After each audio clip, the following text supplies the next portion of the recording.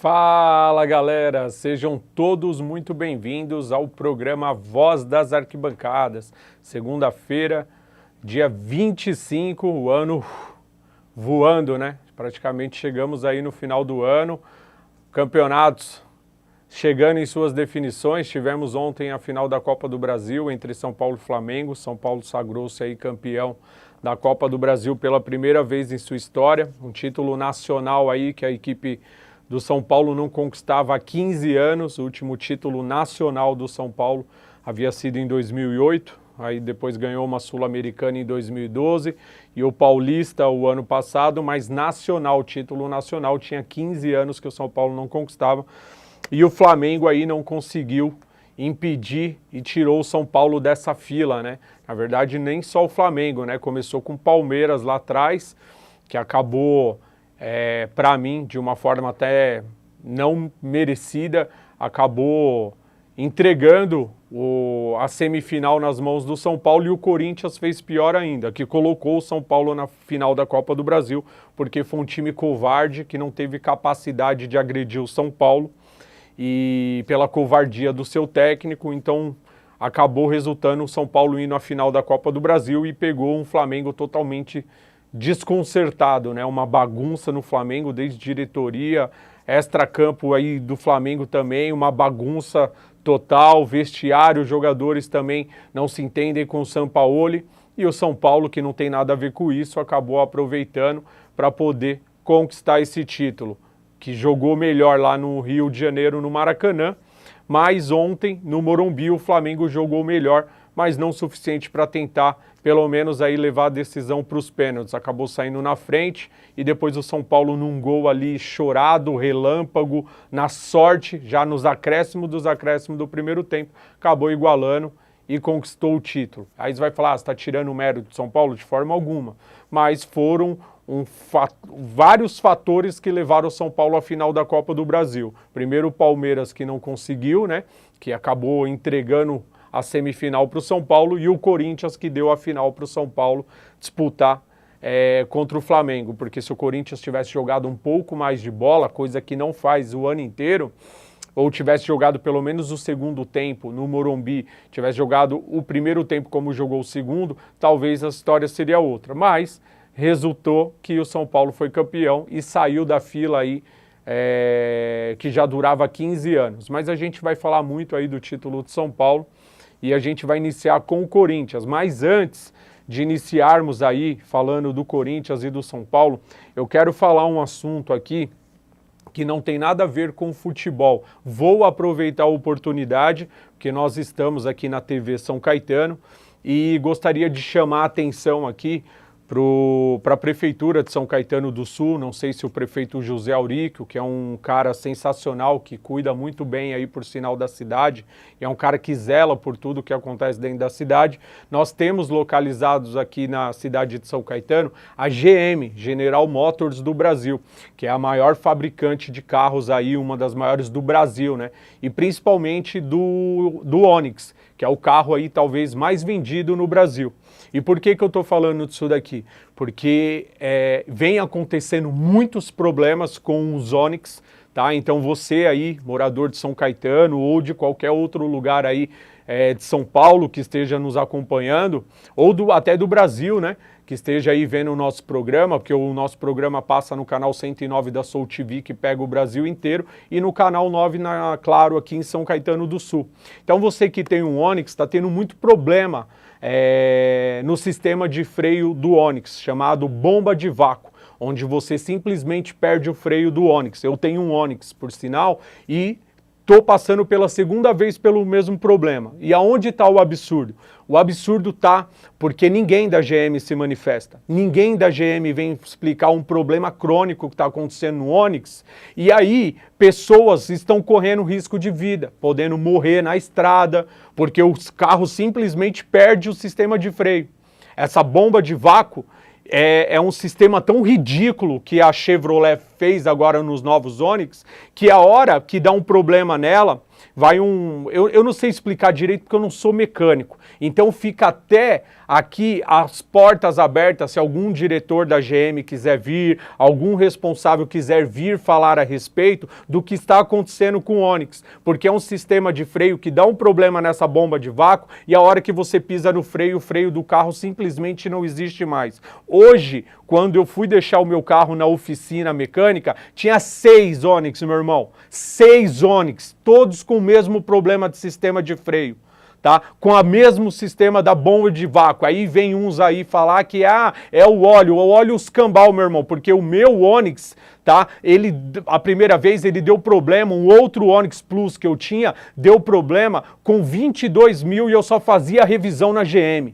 Tá? E eu só fazia revisão na GM. Então, se é problema no óleo, o óleo que a GM colocava é o óleo da GM, meu irmão.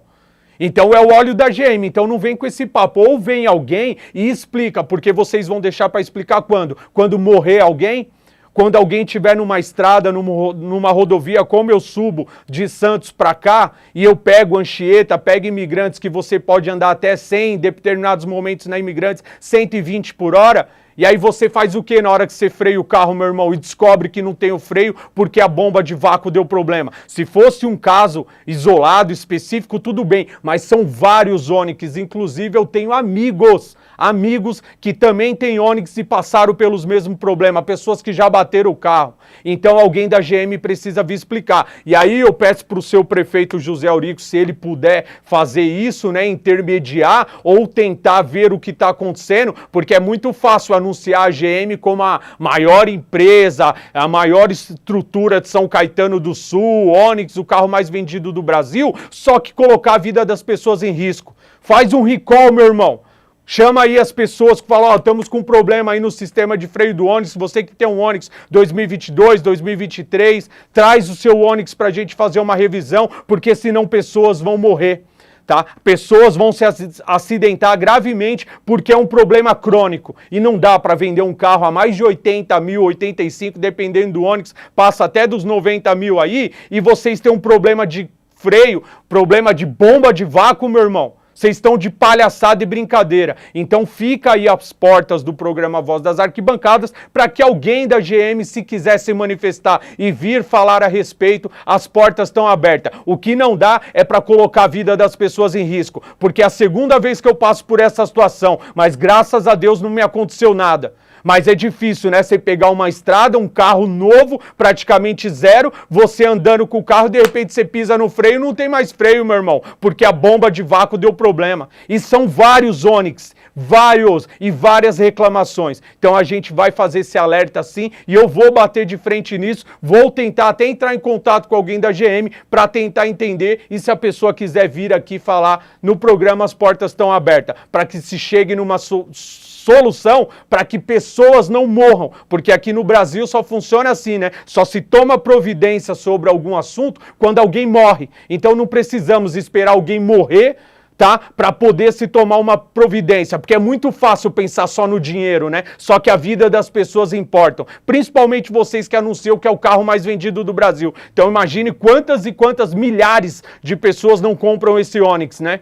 Então fica aí a nossa nota de repúdio e as portas ao mesmo tempo abertas para que alguém da GM de São Caetano do Sul venha se manifestar, tá? Para poder falar sobre o problema crônico do Onix, porque a fábrica da GM é aqui. Então, nada mais justo que alguém da GM possa se manifestar, porque é muito fácil anunciar só carro, promoção, né? Mas falar do problema tem que falar, meu irmão. E tem que falar, e eu vou falar. Tá? Então é isso que a gente queria aqui iniciar o programa falando, porque não dava para passar batido, porque é a segunda vez que eu passo por isso e eu poderia ter sofrido um acidente na estrada. Mas graças a Deus, graças ao bom Deus, eu tô aqui fazendo o programa, estou bem, só que meu carro tá lá na oficina mais uma vez para resolver um problema crônico que a GM tem que vir a público para explicar o porquê que está acontecendo isso nos Onix, tá? É isso aí, gente, que eu tinha para falar, e agora vamos dar sequência aí no programa, falando do Corinthians, que venceu o líder Botafogo,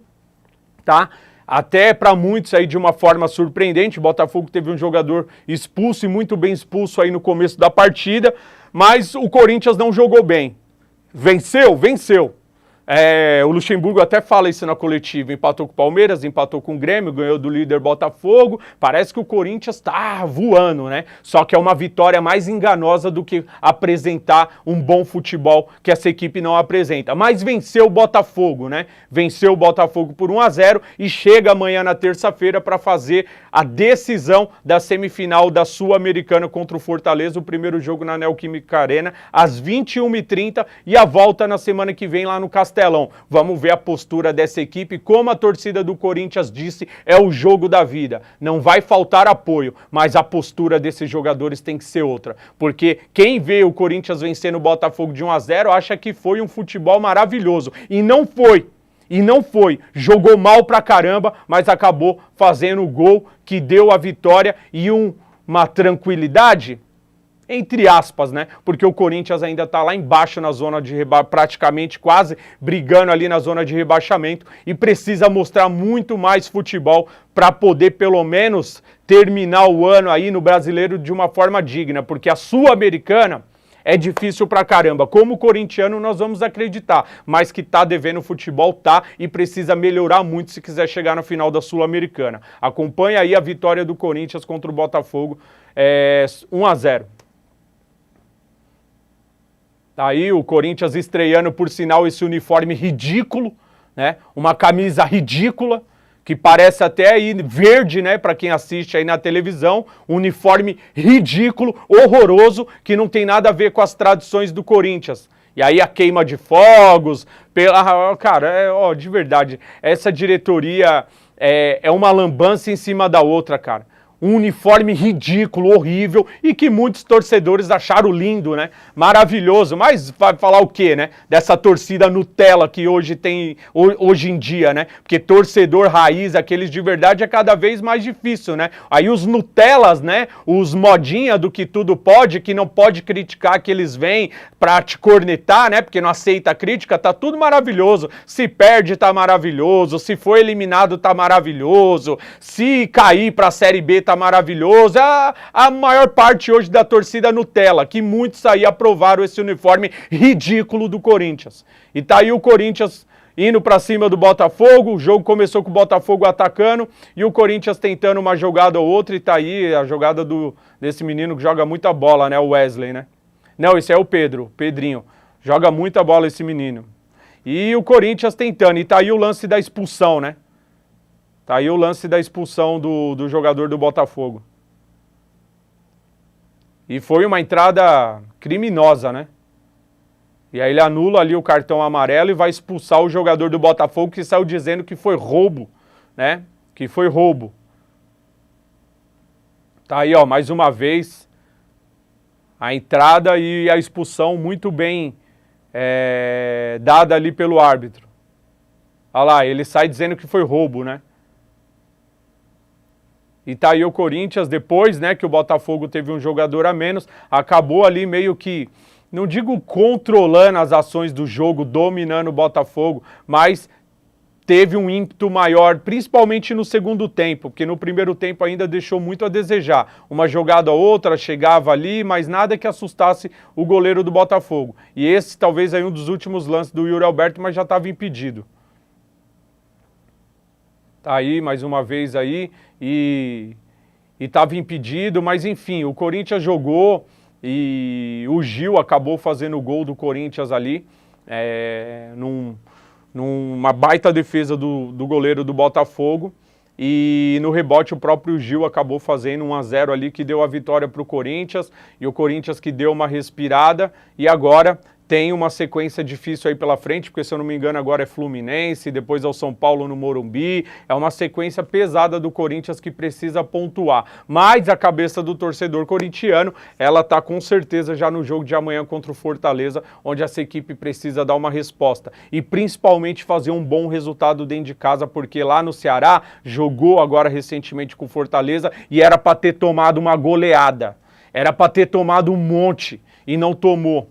entendeu? Então que a postura dessa equipe, que esses jogadores criem um pouco mais de vergonha na cara e entendam que eles jogam no Corinthians, tá? Porque tem jogadores ali que pode dar muito mais em campo do que vem dando, entrega, alma, garra, caso do seu Yuri Alberto, caso de um monte de jogadores, até o seu próprio Fagner, que vira e mexe aí agora é banco, você entendeu? Tem jogadores que podem apresentar um nível de futebol muito melhor do que vem apresentando. O próprio Renato Augusto ainda precisa voltar, né? Se é aquele Renato Augusto, mas vamos aí torcer para que amanhã o Corinthians consiga fazer uma bela partida e que possa sair com um resultado pelo menos positivo. Pedir para ganhar de 3-0 é muito para essa equipe, né?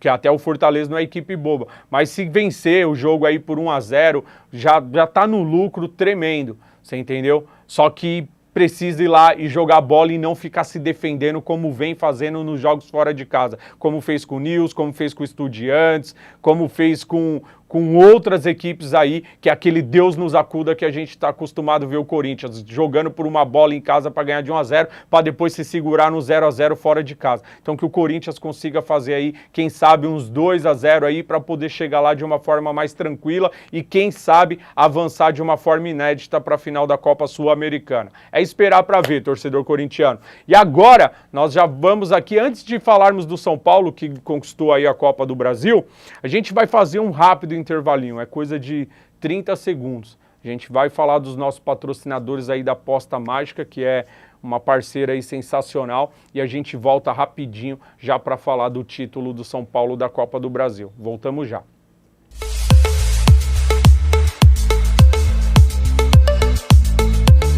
Olha aí, pessoal, chegou a apostamágica.com. Você quer apostar e apostar no social, ganhar bônus em dobro nos jogos, nos cassinos? Vai lá agora, se cadastra, apostamágica.com, e você vai fazer o quê? Indicar uma instituição beneficente da sua preferência. É o olhar social do Aposta Mágica. Então, não perca tempo, corra agora, apostamágica.com, se cadastre e você olha para o social e também você pode ganhar aí milhões, milhares de prêmios para você.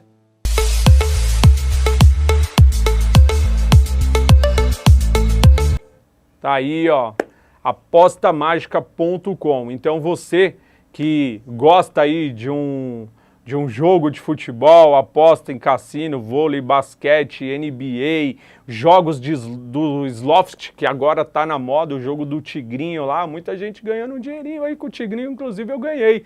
Tempinho atrás aí um dinheirinho, então aposta lá, ó, Aposta Mágica, e a Aposta Mágica é bom pra caramba, cara. Além deles pagarem tudo certinho, é uma casa sensacional, onde você vai encontrar diversos tipos de jogos lá e você pode fazer a sua aposta, e não só aposta, você também pode ajudar no social. Parte da renda arrecadada, ela é dada a uma instituição de caridade da sua preferência. Então você que quer fazer uma ação social aí, parte do valor aí que você faz, ou que você lança lá na Aposta Mágica com seus jogos, você indica uma instituição de caridade aí e parte desse valor é revertido aí para as instituições. Então a Aposta Mágica não é só uma casa de aposta, é uma casa também que pensa no lado social. Então, meu amigo, não perca tempo, entra lá, apostamágica.com.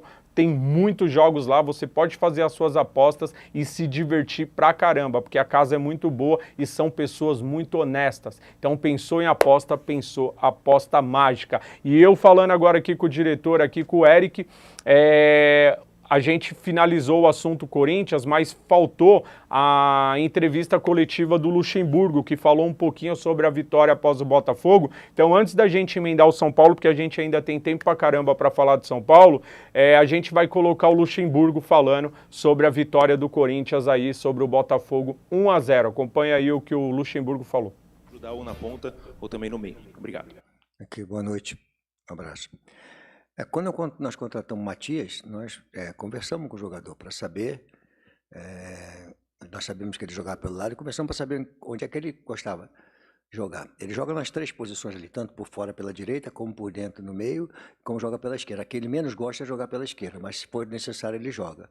Então não foi uma novidade para mim, para eu escalar ele no meio campo, né? E dentro daquilo que nós tínhamos planejado né, de meio campo, de estratégia para esse jogo e para próximos jogos, né? Não só o jogo de terça-feira, né? Mas também para os próximos jogos, equilibrar bem a equipe. Então, acho que o Matias deu um toque de bola, finalizou bastante, deu uma qualidade junto com o Michael Morcado, tomou o cartão amarelo, aí ficou complicado, que o Botafogo só jogava no contra-ataque, né?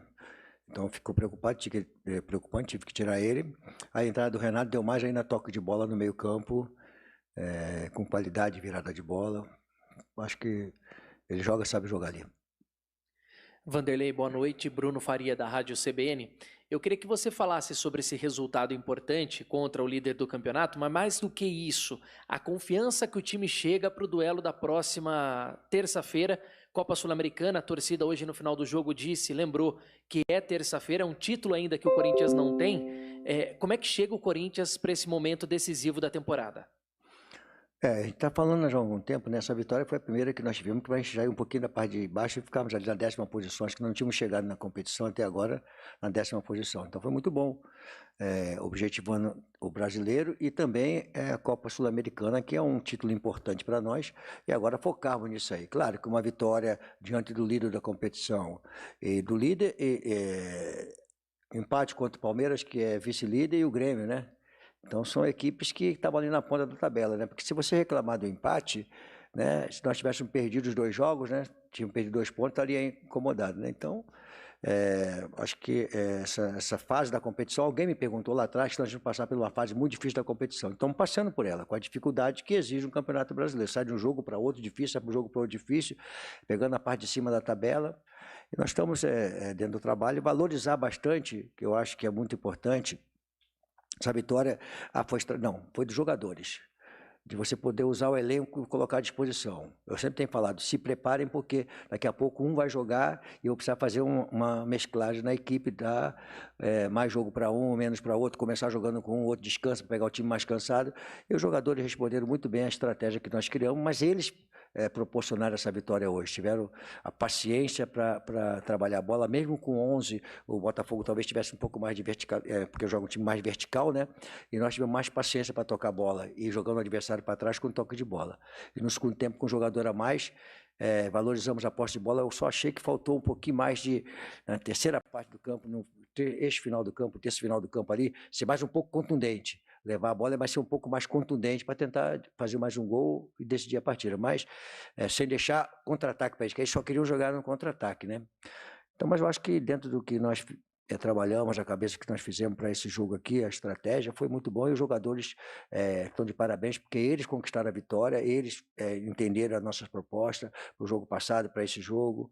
Então, está dentro de uma situação que nós tínhamos planejado. Quando foi na data FIFA, nós tínhamos planejado dessa forma. Vanderlei, boa noite.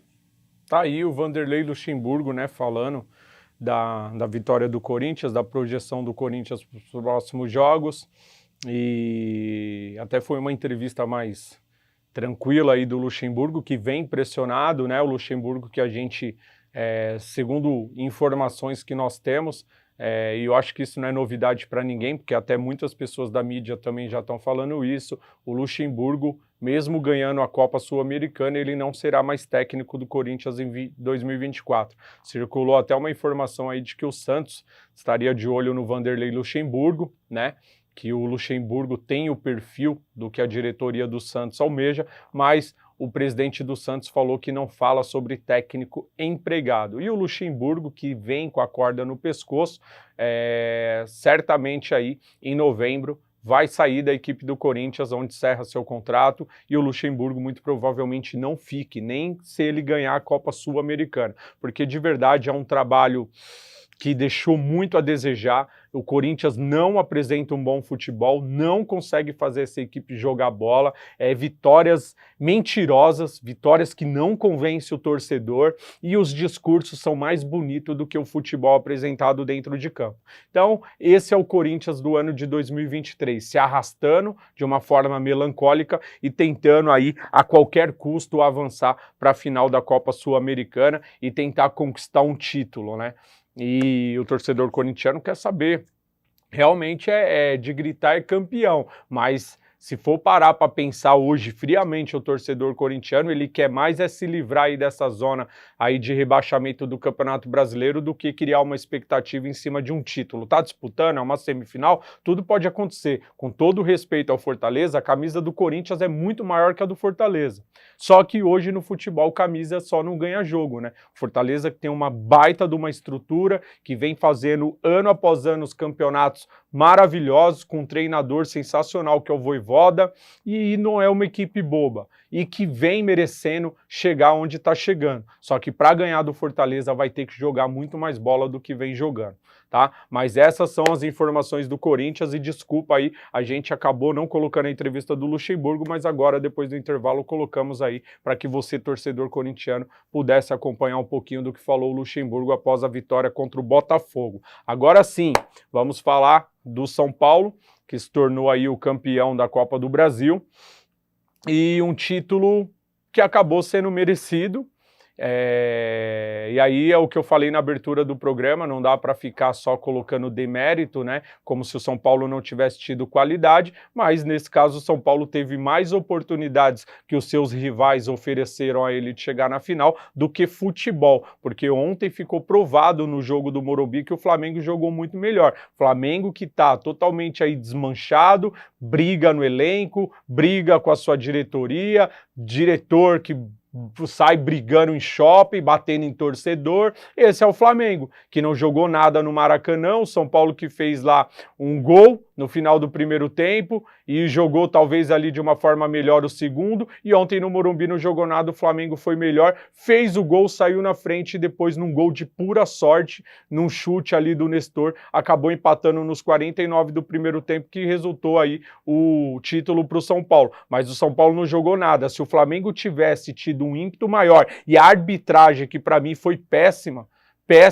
esse juiz caseiro, é um juiz caseiro que apitava só falta para o São Paulo, e quando era falta em cima de jogadores do Flamengo, ele não dava, dificilmente dava falta para o Flamengo. O Gerson apanhou pra caramba e dificilmente ele marcava uma falta em cima do Gerson. Então um juiz caseiro, um juiz que apitou para o time da casa, e o São Paulo que não jogou nada acabou sendo campeão por conta do que apresentou no Maracanã, porque se teve um time que ontem mereceu sair com a vitória era o Flamengo, mas o Flamengo que a impressão que dá que não queria conquistar esse título. Não sei se para derrubar o técnico, não sei se esse racha todo aí que tem dentro do elenco, eles dizem que não, mas tem, mas o Flamengo poderia jogar muito mais do que jogou, principalmente no Maracanã e ontem também, tá?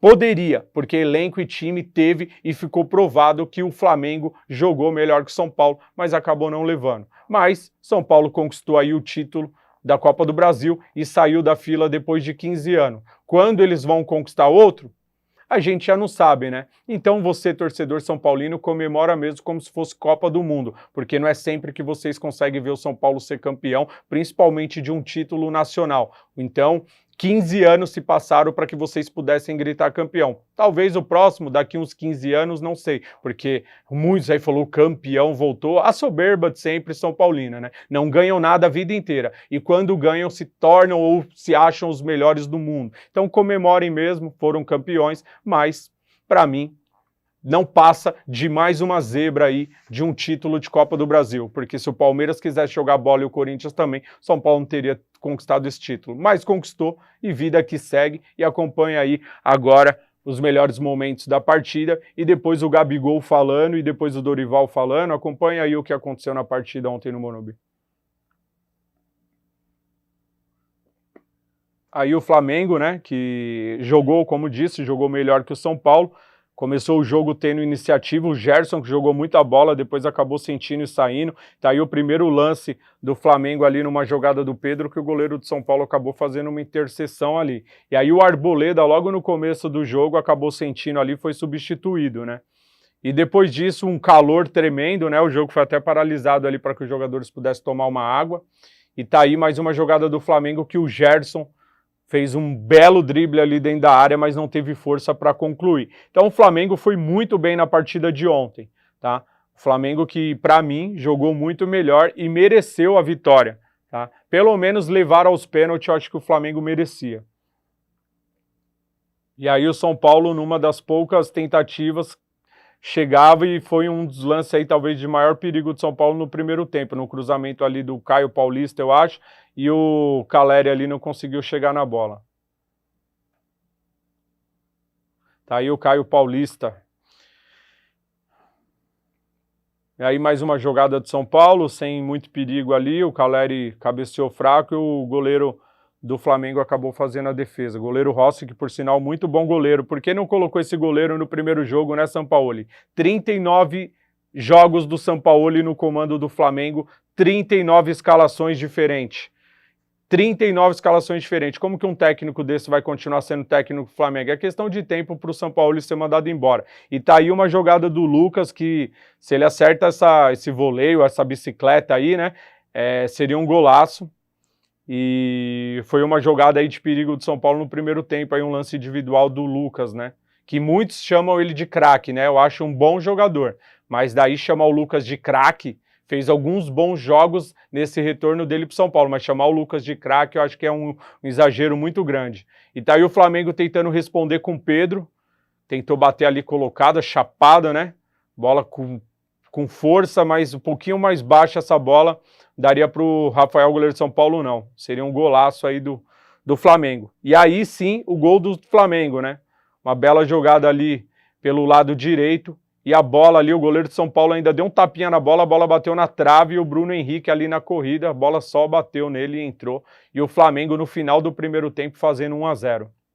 Tá aí mais uma vez o gol do Flamengo, jogada legal, o Bruno Henrique, condição legal, fez 1-0 e dava tudo a crer que o Flamengo desceria para o segundo tempo com a vantagem revertida, né?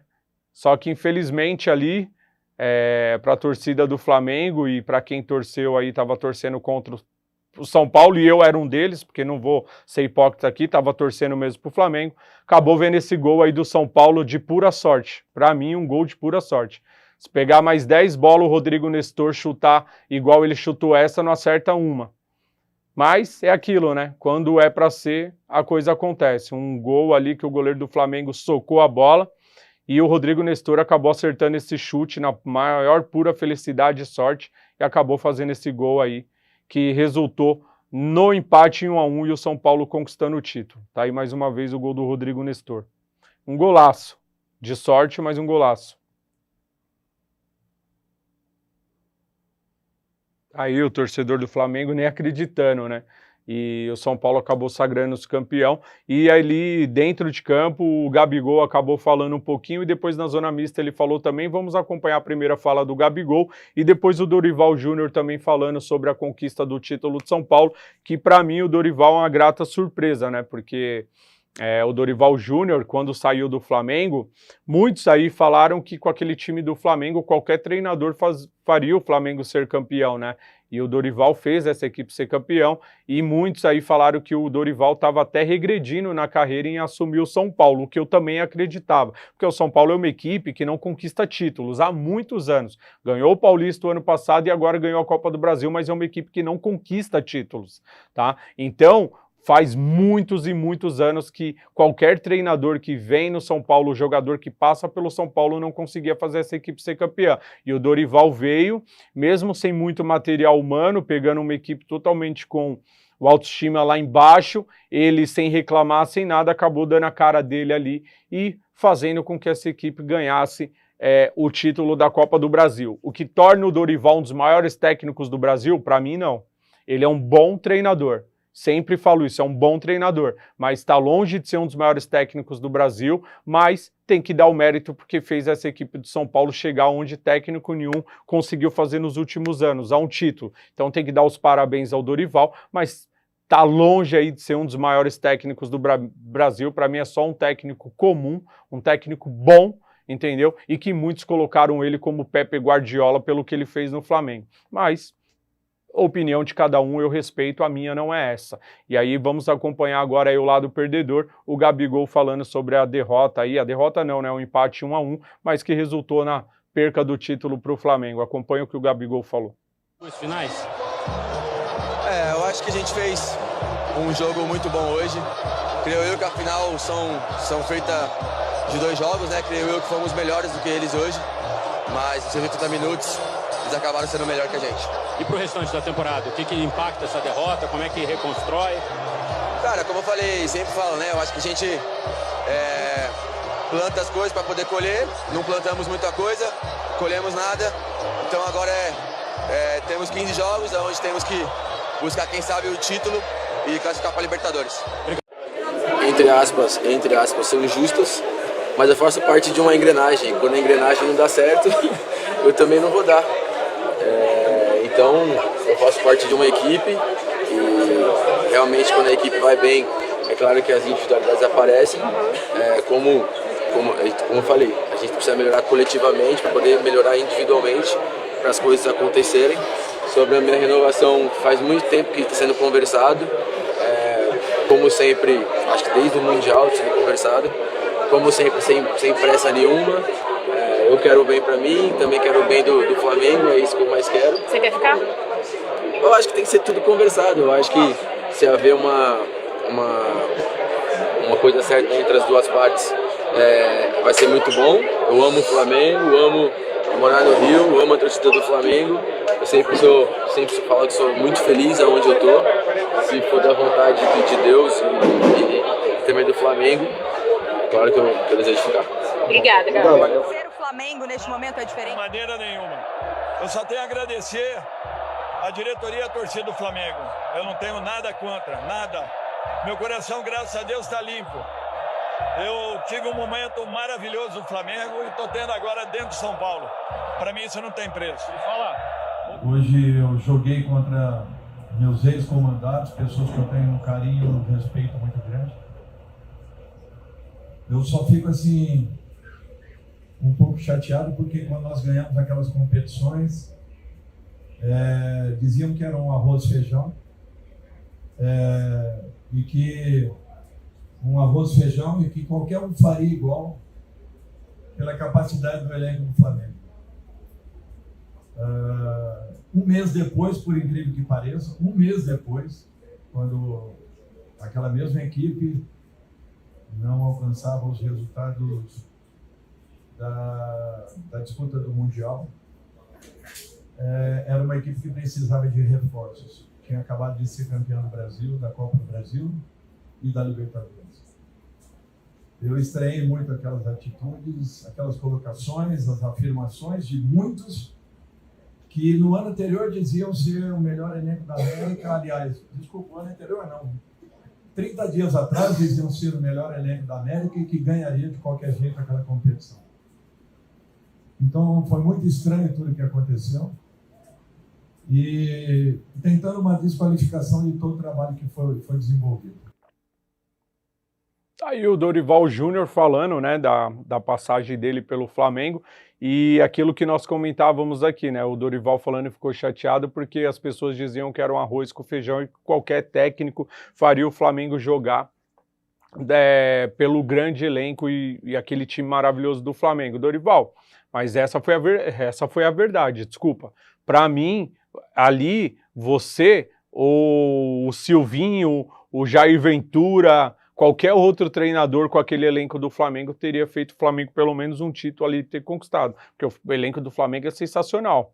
Então não foi desmerecendo o seu trabalho, é porque aquilo era um percurso natural. Então, para mim, Edu Oliver, qualquer técnico mesmo que estivesse no Flamengo naquela ocasião, pelo menos um título teria levado.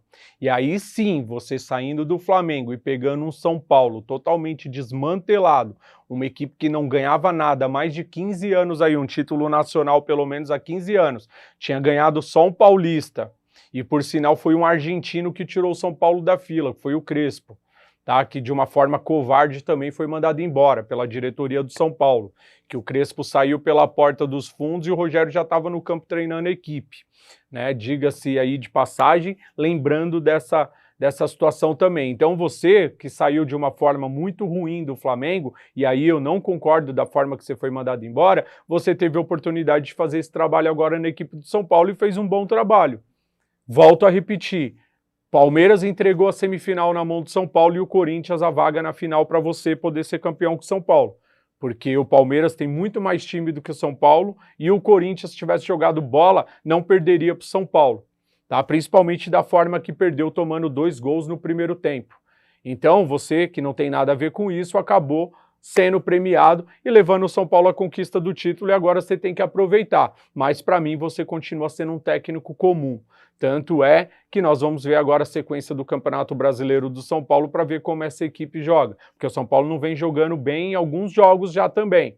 E ontem não jogou bem. E se o Flamengo tivesse jogado um pouquinho mais, o Flamengo teria levado o título e você teria sido vice mais uma vez. Mas não foi o que aconteceu, vocês ganharam, parabéns ao São Paulo e a vocês São Paulinos, que tem que comemorar mesmo como se fosse uma final de Copa do Mundo, porque afinal não é todo ano que vocês conseguem ver o São Paulo ser campeão, né? Então tá tudo certo, muitos achavam que eu não ia vir aqui hoje para falar, pô, lógico que vou, a gente tem que ser profissional, vamos falar do São Paulo, vamos mostrar o título, o gol, mas as nossas análises a gente vai continuar falando, e essa é a minha análise que eu tenho para falar sobre o São Paulo.